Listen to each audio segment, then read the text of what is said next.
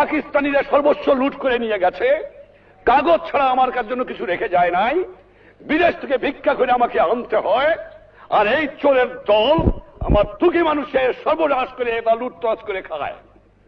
আমি শুধু ইমার্জেন্সি দেই নাই, এবার আমি প্রতিজ্ঞা করেছি যদি 25 বছর এই পাকিস্তানি জালেমদের মধ্যে জিন্না থেকে আরম্ভ করে গোলাম মোহাম্মদ, চৌধুরী মোহাম্মদ আলী, আইয়ুব খান, এহিয়া খানের মধ্যে বুকের পর টান করে সংগ্রাম করে থাকতে পারি, আর আমার 30 লক্ষ লোকের জীবন দিয়ে স্বাধীনতা অর্জন করতে পারি, তাহলে পারবো না?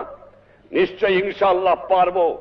এই বাংলার মাটির থেকে এই দুর্নীতিবাদ, এই ঘুষখোর, এই মুনাফাখোরি, এই চোরাচালানকে নির্মূল করতে হবে। আমিও প্রতিজ্ঞা নিয়েছি, তোমরাও প্রতিজ্ঞা নাও, বাংলার জনগণও প্রতিজ্ঞা গ্রহণ করো। আর না, অসহ্য সীমা হয়ে